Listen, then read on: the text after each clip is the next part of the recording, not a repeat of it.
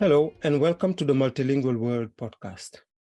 If, like me, you're fascinated by language and languages, you've probably asked yourself questions like, how multilingual is the world? Where are the world estimated 7,000 languages spoken? And which countries have the lion's share? How is this wealth of linguistic diversity managed by individuals, groups, and governmental authorities through language policies? And what are the consequences of such choices? Why do people stop speaking and transmitting their heritage languages and shift to dominant languages? What can we do to stop the 60 to 90% of the world's languages from disappearing?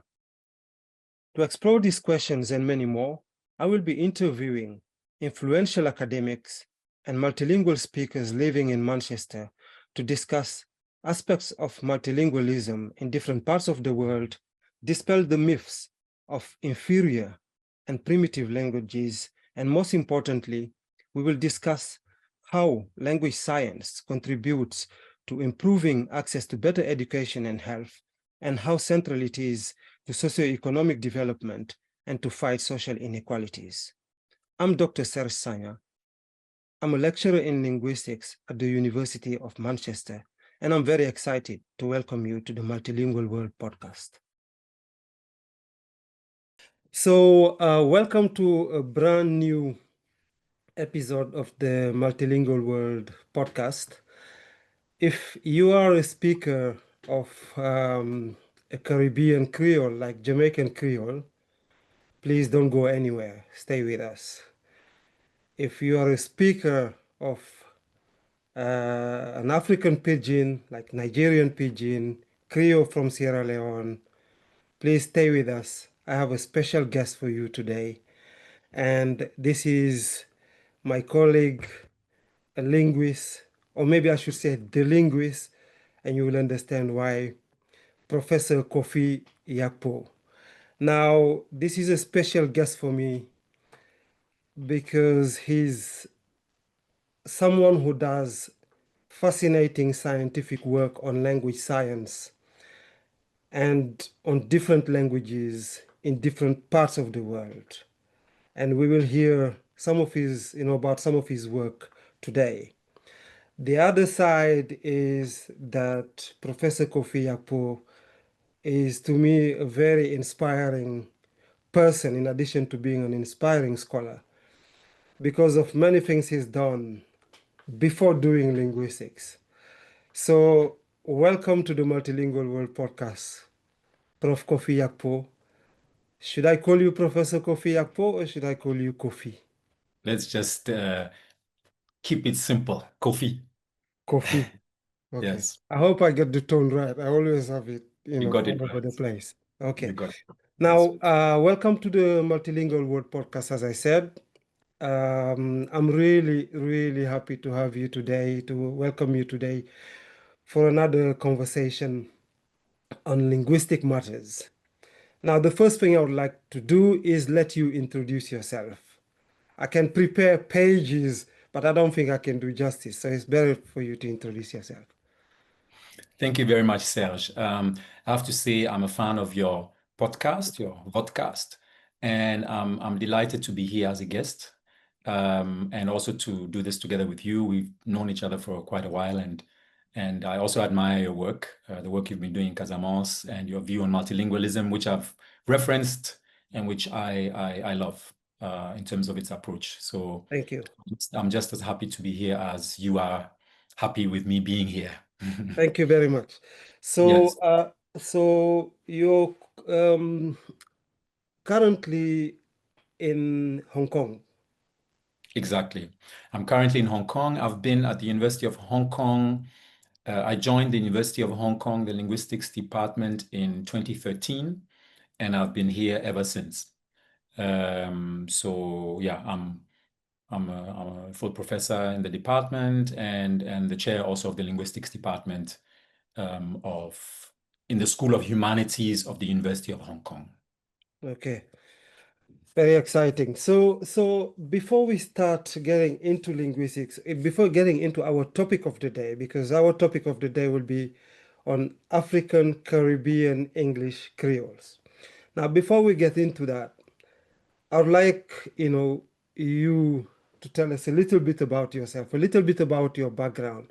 First, where you were born, and where you grew up, and maybe a little bit about what you did, before doing linguistics. All right. So I was born in Germany in a small scenic town on the Weser River called Holzminden in Lower Saxony. And in my early childhood, went to Ghana, which is the home country of my father. Well, and one of my own home countries. My mother is German, my father is Ghanaian. And so I went to primary school in Ghana, to Achimota School, which you might have heard of Yes, very in Accra. prestigious. Well, but a public school, a prestigious public school, not public in the British sense, Yeah, public in yeah, the Ghanaian sense, a school that is funded by public taxpayers' money. And then was in Ghana throughout my early childhood, and then just before puberty, came to Germany, continued my education in Germany, in Heidelberg. As a young adult, I lived in other places as well. I lived in Togo for a while, for half a year. I also have family connections to Togo. As a student, I lived in Vanuatu for half a year, where I did my first field research in the South Pacific. I did a master's in Switzerland. I studied for a while in the UK, broke off. I studied law at King's College, but didn't finish. Oh, wow. And then later I did my PhD, postdoc. I did my PhD at Radboud University Nijmegen in Holland, in the Netherlands, but only only went to the Netherlands to live there after, for a postdoc. I did my PhD as a distance, in a kind of distance arrangement with Peter Muisken, my supervisor at the time. And so then after the Netherlands, Hong Kong has been my last station since then. So, one of the obvious questions that comes to mind is, how many languages do you speak? Like, having been all around the world, from Ghana, from Germany to Vanuatu, how many languages do you speak? So it's an interesting question. Let me see how I can frame this. So I mean, you are African too, so you know that there are different ways of speaking languages, right? Yes, Yeah. yes. So it's the question, how many languages do you speak, is a very European or Western question. Yeah, yeah, But let's say maybe I can talk. Which are the languages I can talk without thinking? Maybe yes. that's a way to start. Talking without thinking would certainly be German, which is the language that is, of course, my mother tongue, my grandmother's tongue as well, who raised me for a while, English, which I acquired through schooling in Ghana and have been using as a language of, of my work. I also speak French quite fluently without having to think. I speak Dutch fluently. I speak Pichi, a variety of West African Pidgin / Creole spoken in Equatorial Guinea, and Ghanaian Pidgin English, which are closely related languages, a bit like Dutch and German. So, those are the languages that I would say, well, I can speak them while sleeping or being really tired in the evening when my, executive control is low. Yeah, okay. Now, maybe another set of languages are languages that I talk while thinking. So I need to kind of be more active, but I can speak them more or less fluently. So that's Portuguese, Spanish, Ewe, my father tongue, and Kurpfälzisch. So that's the Rhenish Franconian dialect of Heidelberg, which I grew up, a dialect of German, which I grew up learning while playing with some of my working class mates and more rural mates in Heidelberg, right? Yeah, And then there are languages where I would say maybe I have to think and then talk. So I'm online processing while I'm talking, right? So yeah, there's just a microsecond of advance. I'm building sentences, but it doesn't always show, but I'm actually building sentences, right? yes, yeah, Constructing I'm constructing dialogue and before it's put out, before it's produced. That one I Yeah. would say Antongo, the Creole language of Suriname. I speak good Bislama. So Bislama, the English lexifier Creole of Vanuatu, which is related to Tok Pisin of Papua New Guinea. My Haitian Creole is passably good. I Okay. can Wow. function quite well. Yeah. I speak Swahili good enough to move around East Africa with ease. And my Italian, though rusty, is there if I need it. Yeah. Okay. Wow. Then there's maybe another, well, let me think what's missing. So then there are languages that are kind of like puzzle pieces. Like if you look at a big puzzle, some areas, the puzzle pieces are already fit together. Those are Yes. certain domains where I can function, like going to the Yes. market, taking a taxi, Yes. doing the niceties. Hello, how are you? I'm fine. Yes. Throwing in a compliment. Oh, what a beautiful, Yeah. jelly lady are you? Oh, what a sweet and cute child, and have a little engagement with somebody. That's Cantonese Oh here in wow. Hong Okay. Yeah. Kong. Yeah. Yeah. A bit of Indonesian. I've been going to Indonesia quite a while, and I can activate it when I'm there. It doesn't always come when I need it here, but when I'm there, it kind of activates. I function, basically. Then there's languages I've forgotten, but which I have evidence for from people who knew me during my childhood that I spoke them. So, for example, that's Avatime, which is a Ghana Togo Mountain language spoken Ah. in the region of Ghana, which when I was in Ghana, I lived with members of my family who come from Avatime. And I'm always chided when I go back to Ghana why I don't speak it anymore. Uh-huh. I personally don't have a memory of speaking it, but everybody tells me I did. So I guess forgetting the language also comes with forgetting that you actually spoke it. You actually spoke it. Yeah, yeah, yeah, yeah, yeah. It's fascinating. It's really fascinating. The different degrees of fluency and I Yeah, I know think what it is. I mean, it's a yeah, very African profile in a way, right? yeah, definitely, it's definitely. I can Yeah, see myself in a lot of the things right. you're describing. Yeah, yeah. So one And of then the I things, I yeah, probably go ahead. also have like what I call rising stars. So I'm really keen on learning Twi properly, Akan, so which is the lingua franca of Ghana. But because I left Ghana before puberty, just before puberty, and just before being able to autonomously move through the cityscape, Yes. we didn't speak Akan in the house. Uh-huh. I never really acquired it. I mean, my passive knowledge is okay. Is okay. And I now have a deal with my former PhD student, Dr. Darius Ajong, who will do an intensive Akan online course with me coming year to kind of Okay. really get there. And then finally, the one language that I'm acquiring right now, which I actually speak well enough to do monolingual field research in because I did that, is Oh, Lingala. wow. Lingala. Oof. Yeah. I have stopped counting, to be honest. I haven't counted either. It shows how counting languages is actually, a difficult It's a thing. futile Even exercise. it's a Yeah. futile exercise, but Yeah. yeah, sometimes it's done for the general public, I guess. It looks nice, but Yeah, it no, doesn't it looks reflect nice, but the reality of actual communication. Yeah. yeah, yeah, yeah, yeah. So one thing that I wanted to touch on, before we moved to the African Caribbean English Creoles, as part of your life as a young person. So you were, let's say, a pioneer, one of the pioneers of German, hip hop. That is something I do not know another linguist who can raise their hand and say that they actually been in the music industry and came, to become actually a world-renowned linguist. That's one thing. The other thing is that you were part of this hip hop group called Advanced Chemistry. Yeah. And what is fascinating for someone, it's almost like something is written in the star. Your artist name was The Linguist. Am I right? That's right. So how can you tell us a little bit about it and then add it to how you came to linguistics?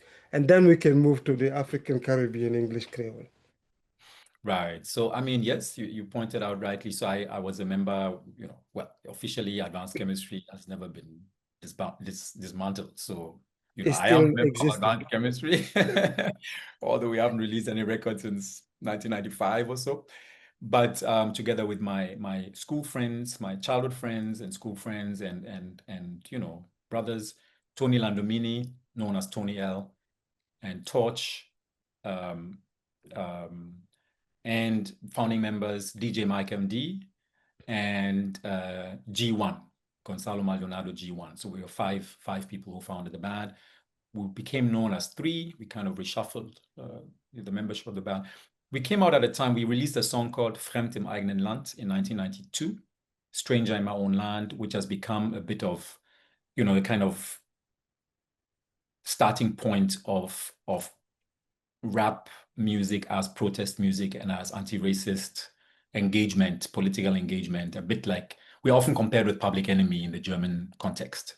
Oh, okay. So that's what we did in 1992. The song resulted from a series of, different constellations. One was the deep connections that Torch had with the German hip hop scene, my connections with the political, the Black movement, the Black resistance movement in Germany, the anti-racism movement, and Tony L, who comes from a working class migrant worker, guest worker background. He's Italian German, right? So we have this. So we were two Afro Germans and one Italian German, and G1 Gonzalo was the son of political refugees from Chile, and Mike MD was the only, like, kind of, as we call in German, bio-German. A bio-German is someone who doesn't have, a nice, interesting background like us. But yeah, so that was what happened back then. Yeah. And why linguist? Well, honestly, I was always interested in language, and at the time I knew I wanted to study linguistics. Somehow I was interested in linguistics, and it made sense, language, rap, linguistics. Yes. So it stuck, and I became a linguist in various ways. Yeah. We could talk about it till the cows come home, but I think we will skip that one maybe for another podcast I one can, day. yeah, I mean, in case you're going to put in links, I can put in a link to just a recent documentary film, which was just released 4 weeks ago on Dreisat, 3Sat, which is one of the German public TV stations, on the history of protest music in Germany. And yeah, I'm featured in the film. So for those who want to see. Oh, yeah. We can include that. We can include Exactly. that. Yeah. Yes. So, okay, thank you. We had a very nice introduction, to set the scene. Now, I want to come to, what you call African Caribbean English Creoles. Now, my first question is, what is, African Caribbean English Creole, and where does the term come from? Yeah, I think you're starting with the most important question, because we're really diving directly into questions of language ideologies, of, different ways of looking at language. So of course, what the term insinuates is that we're talking about one language, right? I think a lot of the viewers who are more familiar with the Creole discussion of Creole languages will be used to terms like, English-based Creoles with an S, or Atlantic English lexifier Creoles, and so forth. Same with French Creoles, Portuguese Creoles. Yes. So why use the singular, right? That's interesting. And why do I call it a transcontinental language cluster in one of my publications, and henceforth refer to it as such? Well, I think that there are two ways of looking at this. One is these languages are connected. They are historically linked. There's a lot of historical and linguistic evidence to suggest that they have common origins. Now, when we talk about common origins, we are not postulating something like a Stammbaum model a la Indo-European, one language spoken somewhere on the plains of present-day Russia that differentiated into all sorts of daughters. We are talking about, on the contrary, language practices. We're talking about, maybe a range of different types of language practices in the whole universe of English, English lexicon contact languages that arose on the West African coast and the Caribbean, and, through various historical processes, merged, overlapped, intersected, cross-influenced each other, in such a way that today they present themselves as having some kind of very common grammatical, lexical, pragmatic template. Right? Yeah. And they distinguish, and this template is distinct enough from English or from other Creoles or from other African languages to say that these languages share common origins. Yeah. Right? So that's one way of saying it. And we can talk about some of the evidence in a moment, right? Yeah. Yeah. But I think the second aspect is also that, you know, and I'm not the first, right? So of course you had things like English Creoles with an S, but you also had people like, for example, Marvin Alain, who in 1980 already talked about Afro-American, right? Or who talked about Afro-American dialects, sometimes without the S, or a recent publication by Angela Barton's Osei Tutu and Delissa 2024, where they talk about Atlantic English Creole. Okay. Right? With the So singular. yes, so there's more or less always been that current, and there's also an emerging consensus that we should treat, you know, this group of varieties as being, in one way or the other, coherent and consistent. Not last because they are spoken by historically linked populations, namely the African diaspora of the Americas and their cultural counterparts in West Africa. Right? So the creators of these languages were people from a particular geographic zone with particular linguistic backgrounds and cultural backgrounds that merged to become, you know, this kind of compact language area. And finally, it's also a kind of subversive move. Yeah. If there's reason to call German a language. Yeah. And, you know, I can attest to it. I'm a speaker of 2 varieties of German, standard and the dialect of my area. Yeah. Even me, when I go to Switzerland, although my variety, you know, although I was exposed to the varieties of the South in Heidelberg, have serious problems understanding various varieties of Switzerland or Austria.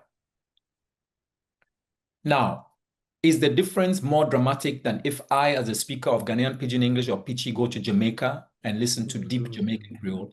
I'd say the difference is probably even less. Okay. So why refer to German as a language and Jamaican and Nigerian Pidgin as separate languages? As separate languages. We are claiming space by doing that. We are claiming space. We are claiming legitimacy. Not because saying that if you have only one language is more legitimate than saying we have a cluster of varieties, but because we want to occupy discursive space. And we want to point out that all these so-called world languages, German, Chinese, English, French, are the product of language invention in just the same way as we are doing with African Caribbean English Creole.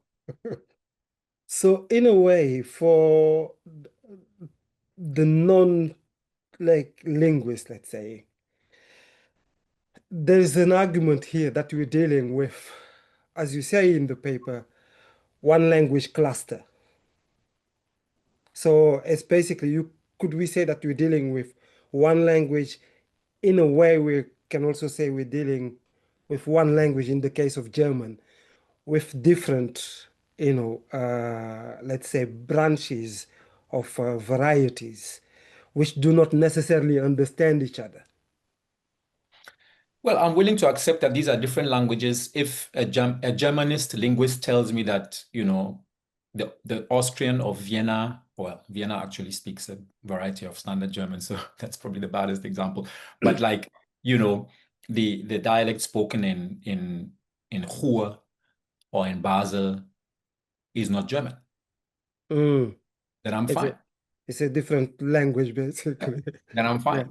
So then I'm fine with calling Jamaican. I mean, not that that's my reference point, but I think we need a common language. We need a common language, and I, you know, and we are talking. You know, we're still talking about an international language. You know, we're talking about a huge international language spoken by well over 100 million people, probably up to 150 million people. So yeah, we kind of have to locate that language in a certain geographic space and in a certain discursive space and in a certain, you know, structural space. So okay, so let's establish that we're dealing with one, language cluster, and Yes. you divide, that language cluster into different, dialect clusters. So I'm trying to be less, as less technical as much as we can, at least to, Yes. invite more speakers of the language. So if someone in somewhere in a market in Nigeria speaking, let's say Nigerian Pidgin, and speaks Nigerian Pidgin and wants to make sense of what we're saying. So we have like basically the language class which includes Nigerian Pidgin and Jamaican, Creole on both sides or other types of Creoles, right? And then you have the different classes. So you subdivide them between, classes. Can you tell us about the classes and why they are together? What's the argument behind putting them together? Yes. So maybe I'll just share quickly this Yes. map, Yeah. right? So this is part of a publication that's not yet out on a volume on world languages. The Spread of Hmm. World Languages, edited, among other people, by Bernd Kortmann, who, those of you who are in English linguistics will know very well. Kortmann of the University of Freiburg. So, I mean, I should also point out that, Bernd asking me to contribute to this volume on world languages, I think is a very courageous move, in the sense that, it shows a willingness more and more of even, people who are working on these kind of hegemonic languages like English to accept that, there's this reality, Yes. Yes. there's this reality which is kind of, lurking like an elephant in the room, right? In the background. Yeah. And so I find that very, very good. And so this is a map I made for the chapter on African Caribbean English Creole, and it shows kind of the transcontinental distribution of the Caribbean dialect clusters, two of them, and then the two African dialect clusters. So we can see a distribution here starting from the east: Cameroon, Equatorial Guinea, Nigeria, Ghana, Sierra Leone, Gambia, and in the west, we find the varieties of Suriname, Macros, Ranan. We find the Eastern Caribbean varieties here. We find the Western Caribbean varieties here. So with this clustering, this is not my original work. I'm reflecting long-standing debates about the genetic connectedness and the genetic links between these different varieties and how they can be regrouped, right? Hmm. So some Hmm. of the early work, for example, the earliest work on systematically trying to understand how these languages are related with each other was done by Ian Hancock, the great pioneering Ian Hancock, of course, right? And Hmm. he compared 50 different structural features across more than 30 varieties in 1987 in a great paper, and established these clusters that we're dealing with now, more or less. There was a lot of additional work, for example, by Novel Smith, which looked at other aspects, more like phonological features, vowel features, while Ian Hancock looked more at morphosyntactic features. And there is my own work on the relationships between particularly the two West African clusters, Macro Creole and West African Pidgin, right? So this is what we are talking about. We can also zoom in a bit on the Caribbean cluster and see, where it gets a bit complex. We can see here all these different So, varieties. But these so are not if the you names of the varieties. These are the names of the places where these varieties are spoken. I list the varieties in the chapter. so if we looked at the Western Caribbean, so which varieties are in the Western Caribbean, and is it a geographical classification primarily, or is it I think it's based, I think we could best describe it as a mix of both structural and historical, facts in a way.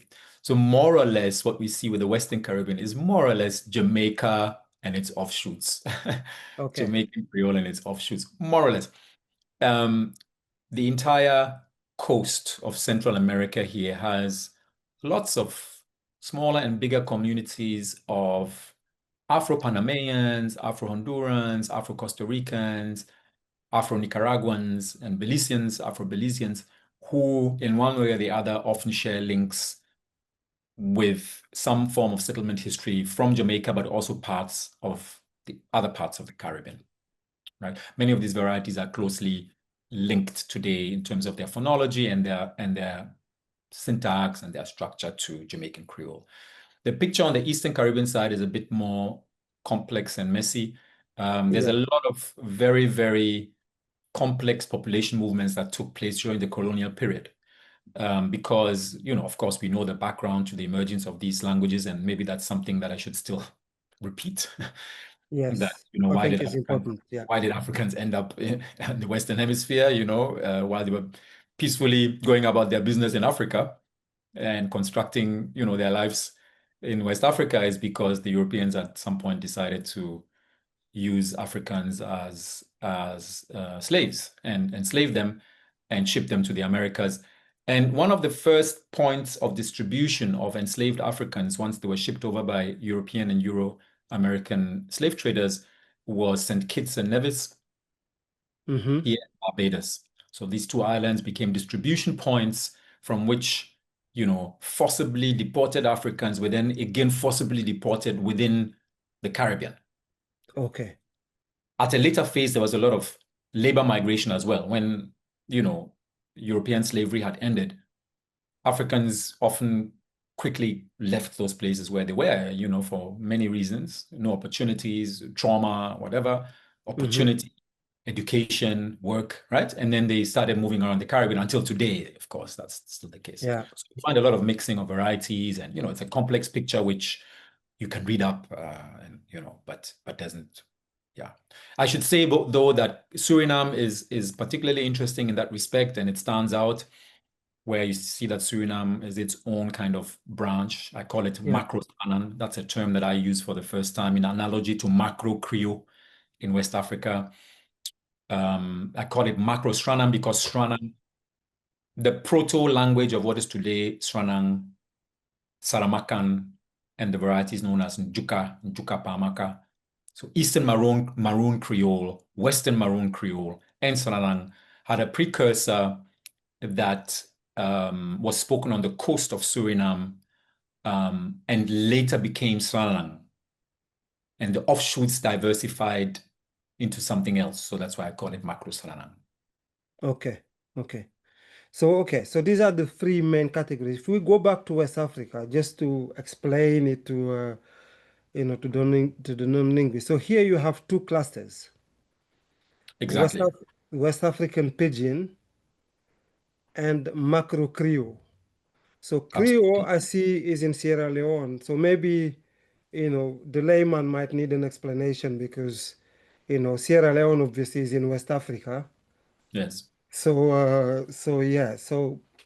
can you tell us more about these classification and naming? Yeah. So for a long time, the various varieties that are known, and are becoming more and more known for a number of reasons. One of them being, music out of Ghana and Nigeria, particularly out of Nigeria, Afrobeats, the Afrobeats phenomenon. We can brush that later. Were for a long time seen to have emerged independently in each of these places in a way, tacitly assumed or explicitly assumed to have emerged in these places separately. There are a lot of signs that this cannot have been the whole story. So again, we are always looking for complex explanations because reality is complex. We don't want any kind of monogenetic theory that all languages come from this one source. But we do have historical and structural evidence that Sierra Leone Creole functioned as a kind of matrix language and kind of partial ancestor to all the varieties spoken in West Africa. So all the West African Pidgin and Macro Creole varieties. For the Macro Creole varieties, the evidence is irrefutable because, for example, all the Macro Creole varieties use a habitual marker kin, derived or grammaticalized from can, English can, right? Can, something like that. So Akindego well, often you use the imperfective marker. You see, I'm actually using together with the imperfective marker day as well. So habitual plus imperfective. So akindego na Ghana any year. So I usually go to Ghana every year. Akindego na Ghana any year, right? Or akindego na Ghana every year. So in Pichi, they would say any year. In Sierra Leone, every year, right? So you have the kin, and the kin, you find it in Pichi of Equatorial Guinea, down here in Bioko. You find it in Sierra Leone, you find it in Gambia, but in none of these other varieties. Ah, okay. But then you also find things like phonology. In all the macro Creole varieties, you have monophthongs instead of diphthongs. So you say, Adina house, I'm in the house, I'm at home, Adina house. While in Ghana, you'd say Ade house. House. Right? Okay. You get the English. Say how, but not like, I don't know how to pronounce it now. You do it. Hus versus house. Instead of house. Yes. Yeah. And the difference is striking, but these differences, sorry, one more, town. Who's are you day? Where are you? Adina Tun. I'm in town. Okay. Ghana. Where you day? Chale Ade town. Town. Okay. Right? Yeah. Okay. So these are differences, diphthongs versus monophthongs. But these differences are often not absolute. I recall being in Buea in Cameroon, here on the coast. Yeah. In the kind of Cameroon Pidgin heartlands, where Cameroon Pidgin first hit the ground in Cameroon and then spread into the interior. So a very, an area in which Cameroon Pidgin has been spoken for a long time. And I was at the market with a friend and I was negotiating for a price, and I said something like ton or hoson. So, I was using my pitchy pronunciation because Ghanaian Pidgin English is sometimes a bit idiosyncratic, and pitchy I figured out was a bit closer to Cameroon Pidgin, so it made communication smoother. But it was still different enough for people to always look at me and think like, who is this guy? He speaks like my grandmother. Right? What's wrong with this? I don't understand this. Where did you learn Pidgin? They were saying like, where did you learn Pidgin? What is this now? And I said, well, Equatorial Guinea. I say, you talk like my grandmother. So it means some of these older Creole features, and we know it from the literature and we know it from apparent time studies with older speakers. Some of these old Creole features were also prevalent in Cameroon Pidgin and Nigerian Pidgin and got flushed out by convergence with English, right? Okay. So there was a time when people said ton or ton and said hos, right. even in Cameroon and in Nigeria, and we know it. Okay. From previous research. And from older people who are still around. Older speakers. Okay. Apparent time speakers, apparent time comparison, yes. So your classification is based on looking at the linguistic features. Yes, but we also have a lot of historical reference. Yes, because the Creole were a buffer population. They were kind of colonial intermediary population in the 19th century. These are very recent events. This is in memory. We're not talking about the 15th, 16th, 17th centuries, the kind of deep colonial past. We're talking about a period in which speakers of Creole were writing. They were writing letters, they were writing books, they were entrepreneurs, they were merchants, they were priests, they were teachers, and they moved as a kind of intermediary colonial auxiliary population during the invasions of the British, and they kind of went along with the British and formed a kind of intermediate layer as merchants, traders, teachers, priests, and that is where the language then got implanted. So whatever varieties we might have had before, I mean, the British presence in West Africa dates back to the 17th century, right? Or probably even probably early 17th century more than 16th. There certainly were all sorts of contact Englishes emerging on the coast here and there, right? But whatever happened to them, they don't constitute any coherent systems very different anymore from the Creole-influenced majority system. So they would have, dissolved into that pool of Creole-dominated varieties. Which brings us back to the difficulty of establishing, Stammbaum type. Of course. I mean, we still find types that can help us at least explain, some differences, but yeah, they're not Exactly. absolute. Exactly. So one thing that, would come like, would maybe is a bit striking is that if you look at the map on the African side, you can see like, Pidgin, Pitchy, you know, uh, Yes. the names basically almost always refer to Pidgin, right? On the other side of the other map, I have the feeling that Creole tends to be the most, common term. Yeah.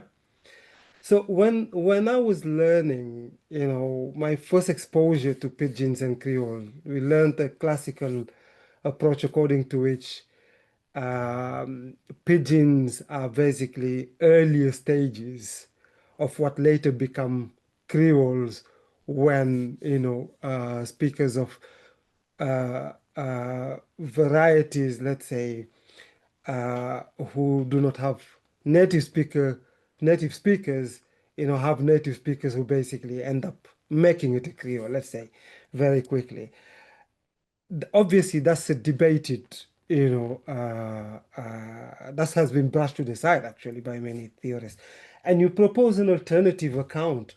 Can you tell us, what more about the alternative account that you propose to explain the origin of the African Caribbean English Creoles? Yeah, I mean that's a very good point you are making. I mean, and it's still floating around everywhere in every social linguistics class or language contact class in the world, inside universities, but also just in the general public domain, more or less. You always find that kind of, kind of trajectory. People are kind of forced to communicate with each other who don't have a common language. They break down the language, kind of butcher it. And when they finish butchering it, it's just reduced to the bare bones. That's a pidgin. And then the kids come in and the kids they go like, oh, they have this universal language faculty, Chomskyan type, which allows them to recreate language on the spur of the moment because we all have that language faculty. And so they decide to turn it into some kind of stable system and expand it again. They expand it. So the whole idea of contraction and expansion. Now, I'm not saying that there are situations where this happens, but it's relatively rare. It's relatively rare. Usually people don't operate in a vacuum. They don't, they don't sit on an island and trade furs with each other like in Russia with, Rusonorsk, where they really met once a year and then they were on this island somewhere on the north of Norway or Russia and came up with this kind of pidgin, or in a Chinese-Russian border town where they have very limited contact with each other, just trading, very specialized. We are talking about populations who were uprooted from Africa. Yes. Millions. We are talking about 15 million people who were uprooted in the course of centuries, of 3 centuries, from West Africa and brought to the Caribbean, Yeah. right? And here Yeah. we're not counting people abducted and deported by Muslim, Jewish, and Christian Arabs via the Yes. Sahara Yes. and Yes. via the Indian Yes. Ocean. That's probably another 10 to 15 million, Yeah. right? So we are talking about Africans these are the biggest, historically the biggest mass displacements of people and probably the biggest genocides that were ever committed apart from the elimination of the indigenous population of the Americas, right? Hmm. Hmm. So we have to talk about that genocidal context. Yeah. But in spite of that, these were people who came with intact cultures. They came Yeah. with intact language systems. They Yeah. were young. On average, they probably were somewhere between 12 and 18. In the first period, they were predominantly male, 3/4, Hmm. until natural population growth would have balanced that out in the colonies. These were young boys. Now, what do young boys do when they hang out in the Casamance? What do young boys do in Berlin when they're standing on the corner and having a good time? Mm-hmm. I'm not saying that they had a good time on a plantation in the Caribbean. I don't want to romanticize that. No, But there no. was enough space, even in those terrible circumstances, for people to be agentive, to be active, to subvert the system, to talk to each other, to create counter systems, counter cultures, counter languages. Right? Yeah. These people were not speechless, just standing there and didn't know how to talk to each other. Yeah. They were using age-old techniques of border crossing, of multilingualism, of self-empowerment, linguistic self-empowerment, to refashion English. Yeah. They were not bush bay, as we say in French, just standing there like not knowing what to do, Yeah. right? Yeah. In fact, the moment they stepped off the ship, they were already plotting to kill that white man who had brought them there, right? Yeah. And they did. We had a 200-year war in the Americas. Nobody talks about it. It was the longest war in modern history. 200 years of war between Africans and European enslavers in the Americas and in Africa. A transcontinental war, right? Yeah. A war of resistance and a war of where people were communicating, in various ways. They were using African languages at the same time as well, right? Mm. We have evidence that African languages were well alive until the 19th century. Mm. Okay, so this is the context. And I would really like to emphasize that, the whole imagery behind the idea that people had pidgins and then they developed creoles in the Caribbean is deeply flawed. Is deeply flawed. First of all, none of these enslavement operations could have functioned without the active participation, willingly, unwillingly, structurally, personally, individually, with Africans being there from the start. Mm-hmm. You couldn't run a plantation Yeah. without African expertise, without African technology, without African management skills, without African participation in one way or the other. There were just too few colonialists. Let's not forget. Yes. Yeah. So are you going to talk Pidgin with the guy who's running your plantation? Some kind of, come here, do this. They have to sit down and discuss serious business. Accounts, how to operate the sugar mills, quotas, distribution of food, purchase. Come on. Yeah. Come on. People were acquiring English as second languages, yes, as third languages, as fourth languages, as 10th languages, and they were transforming it, of course. And so from the very start, you would have had this kind of very vibrant mix of learner varieties of English, willful transformation of the language through youth language practices of all the boys on the plantation, kind of developing their own codes, right? And you would have had a lot of code switching between more British English varieties by some people who had enough exposure versus more cryptic, more cryptolectal, more subversive, more secret language, youth language leaning varieties, and so forth. And you would have a big, big pool. And you would, of course, have the input of speakers of indigenous languages of the Caribbean, not just the Afro speakers, right? Yeah.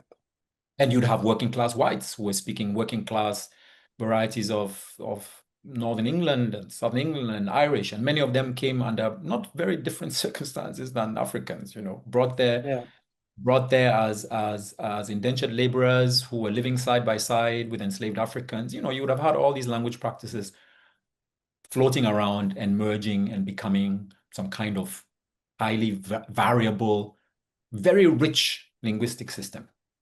I'm not the only one to say this. There's various people who think the same.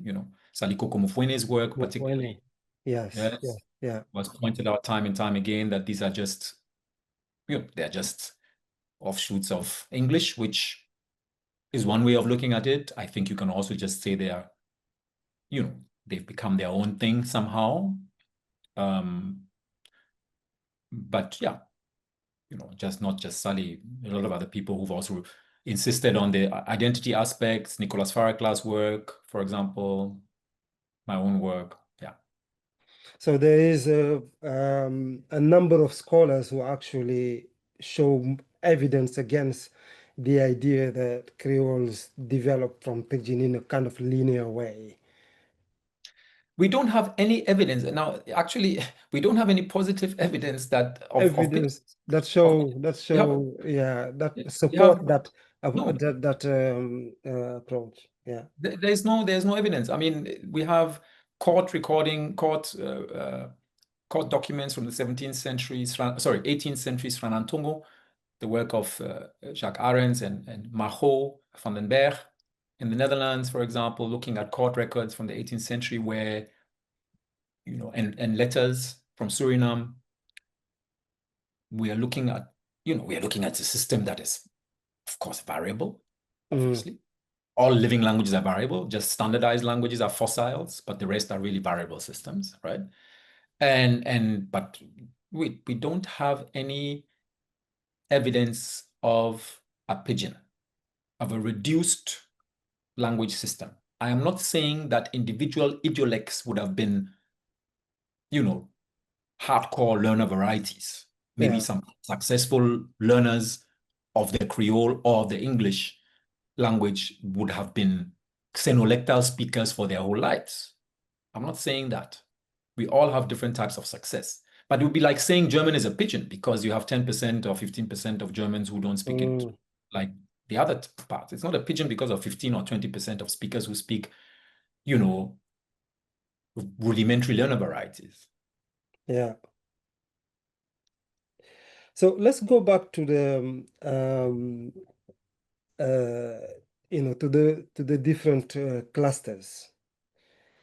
And I was interested in, earlier when you mentioned Sierra Leone as Creole from Sierra Leone as being, let's say, a naive term, let's say, the mother, I shouldn't say that. Maybe it will probably give the wrong message. But let's say the matrix, right, Yes. for the creation of the other pigeons in West Africa. But then there's also the link that you made earlier with, Caribbean Creoles. Actually, the idea of calling them African Caribbean English Creole suggests, that link. It reminded me of a debate on Portuguese-based Creoles with Papiamento. And there is this argument that Papiamento developed first in West Africa and then, was later, before later, let's say, growing and becoming the Papiamento we know today in the Caribbean. So there's a debate on that side, on the origin. Because of the, slave trade, people first developed that form, of speaking, let's say, in West Africa, and then it just continued in. Is there a similar link between, let's say, Creole and Jamaican Creole and the other Creoles on the other side of the Caribbean? Yes. Yeah, that's a very interesting question. So I was just at the conference when was that? In September? I think in September, in August, in Mindelo, Cape Verde, of the Association for Portuguese Lexified and Spanish Lexified Creoles. And so I gave one of the kind of plenary sessions, plenary talks.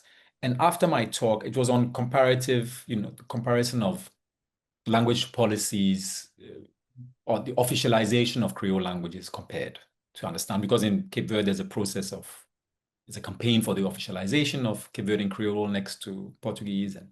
And there was a colleague from Aruba, so from the ABC Islands, Aruba, Bonet. Yes. And there was a whole group actually. There were 4 people from Aruba, 2 people from Aruba, one person from Bonaire and the other lady from Curacao, representing the ABC Islands, yes. ABC Islands. The Papiamento homeland, let's say. Exactly. And, you know, I give my talk in Portuguese, and then at the end of the talk, this brother raises his hands and, you know, 80-year-old, you know, one of the 80-year-old gentleman, you know, who then asked a question and gave a whole little speech, very interesting, about the state of the officialization of Papiamento in Papiamento, because he didn't speak Portuguese. Okay. So I don't speak Creole, Cape Verdean Creole, but I understand it quite well, you know. And the place was full of Cape Verdeans, and those who only spoke Portuguese might have had bigger problems, but, you know, there's, of course, a lot of Portuguese lexicon. So there was a whole dialogue going on. And, you know, and the question then again is, are we dealing with a transnational language again? Because the point is, you know, if you call the Spanish variety of Cuba and the variety spoken in Madrid Spanish, yes, then we should call Cape Verdean Creole and Papiamento dialects of the same language, right? Yes. So that's the idea. And of course, we don't know of it just because of the lexicon, you know, because we can really make sense of a lot of content just by having lexicon, shared lexicon, right? And we know that from Africa, where the grammar might actually diverge quite a bit, but then you have similar lexicon, right? And then you can figure out what the other person is saying. We know it from Dutch and German and from, you know, the Scandinavian languages and all that, right? So that's, yes. So the question is always, what facilitates the communication? Is it just because of shared English-derived lexicon? Or is it more than just that, right? Yeah. And I think that's the similar question with African Caribbean English Creole. I mean, first of all, there have been hypotheses as to the common origin that, you know, are based on two scenarios.